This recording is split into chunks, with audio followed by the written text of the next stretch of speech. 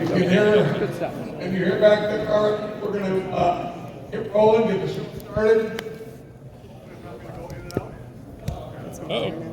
We got, this is working just seamlessly earlier, of course, Murphy's Law. Welcome everybody to Columbus at Level 5 National Hockey Coaches Symposium. All right, I'm gonna try this one. How are we doing up there, guys? Good? All right, we'll try this again. All right, welcome everybody to Columbus and the USA Hockey Long Rink Level 5 Coaches Symposium. Great to have all of you here for the next few days. My name is Dave Fisher, and a great pleasure for me to take us through these main stage opportunities.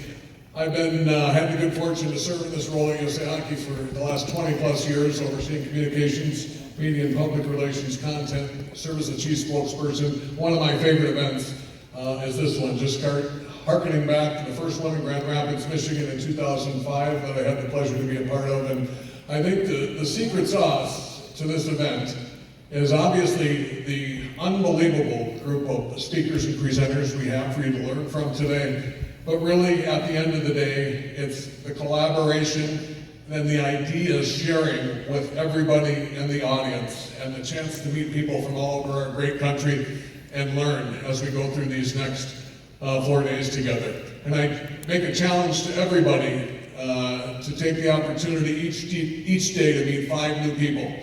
You think we can do that? And I think it's a pretty easy goal. So let's try to make 5 new people every day. By the time we leave here, we'll at least connected with 20 new people that can help us and we can keep in touch with as we go through our journey, helping shape our great sport and do good for kids and families and communities all across our country. We're going to have a lot of fun tonight.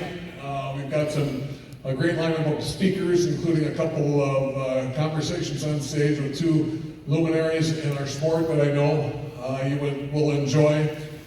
And I want to also mention that we're going to use a QR code, and if we can put that up on the screen, we're going to use a QR code each day. And this QR code, I think we'll get it, you can shoot it and get to the link, and we'll use this for you to submit your questions that you might have. Tonight, the questions will either be for Don Waddell or Mike Sullivan, and then as we go along each day, we'll use the same thing. And when you submit questions, make sure you say who the question is for, please. So just put the last name of the speaker and a dash and who the question is for. And we'll try and get to your questions throughout the portion of the next 4 days. Does that make sense? Okay, great. USA Hockey, great big organization. When I arrived from Michigan Tech after spending 17 years in that wonderful hockey community to USA Hockey, I thought I had a pretty good handle on what USA Hockey is.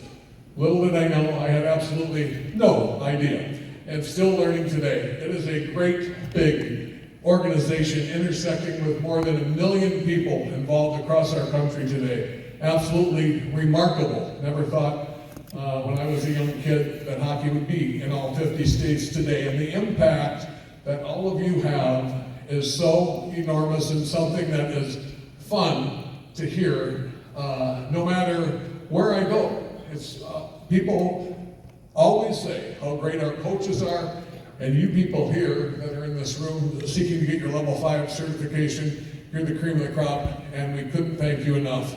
And the impact, I want to just share this quick video as we get started here. I've had the great chance to work the men's Frozen Four in the NCAA since the late 80s. Anybody in St. Louis this year for the Frozen Four? Yeah, great event. Congratulations to the Western Michigan Broncos. Always a great event, and one of my duties is to serve as a moderator at press conferences. And we have a press conference between the semifinals and the championship day on that Friday always about the state of hockey with some luminaries in the sport, whoever might happen to be there. It's usually about college hockey, but not always. And in St. Louis, it was beyond college hockey. And Steve Chapman was on the panel. He's the executive vice president of the St. Louis Blues. We also had Steve Metcalf, who's the commissioner of Hockey East, the chair of the Hockey Commissioners Association. Scott Sandelin, who's the head men's ice hockey coach at the University of Minnesota Duluth, and also on the Division I men's ice hockey committee. and Tim Trobel, who's the Senior Associate Athletic Director at Harvard and the Chair of the Division I Men's Ice Hockey Committee. So there was a question asked from the attending media about the impact of St. Louis on hockey in our country, and it wasn't about the Blues, it was about all the great things that the Blues do to help the sport as a whole, be it in youth hockey, in girls hockey, in disabled hockey, what we do internationally, etc.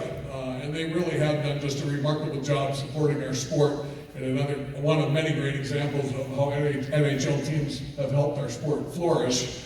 But at the end of his remarks, Tim Trobel jumped in, said, "Fish, could I say something?"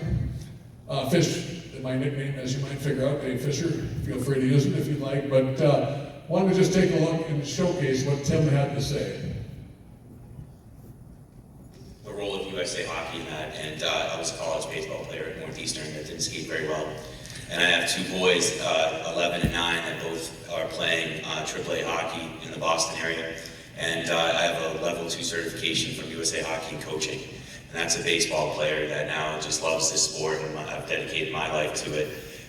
So I think, without the partnership of USA Hockey and their development model, and as Chappie said, getting hockey into non-traditional markets, we couldn't do that without a national organization like USA Hockey training coaches and then creating learn to skate development programs. And I think that's why American hockey is where it is right now. And it's that foresight to get children that don't typically play hockey in skates and on ice and give them access. And now we're seeing some of the results of that. It was mentioned St. Louis and Arizona and now Arkansas and places that you wouldn't have thought that would have happened.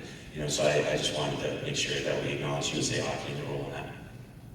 Well, that was pretty cool. That was unscripted, out of the blue, and showcases so well what all of you do and contribute to this wonderful organization that we know as USA Hockey. I know we got some coaches standing around the back.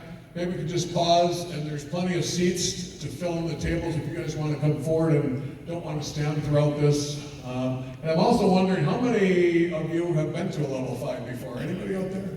Oh yeah, quite a number of you. So glad to have you back, and of course, glad to have all of you that are here for the very first time. The secret success of USA Hockey really is through its volunteer core. And one of the fun things for me to see over the last 2+ decades is that USA Hockey never rests on its laurels. And you guys in coaching education can attest to that. So I've always heard the gold standard is the coaching education program of USA Hockey. And I have friends that have kids in multiple sports, and they always say, nobody compares to what USA Hockey does in coaching education. It always makes me smile, and this again reflects of everyone in this room, but the continued leadership of our volunteers in the field to help us move forward and never stand pat. And some of the unique things that have happened recently within coaching education, the way we teach coaches has changed. Now the collaboration between officials and coaches, that's taken a step forward. We're using technology and moving that forward. So there's a constant churn, and it takes leaders around the country to do that are volunteers. And as we kick things off tonight, it's my pleasure to introduce one of those leaders. He's from the state of Minnesota, been involved in coaching, helping kids for 30+ years. And he has served as our national coach in chief since 2010. And you talk about passion and commitment to the sport. He's got it, and each and every day. My pleasure to turn things over to our national coach in chief, Mr. Mike McMillan. Mac?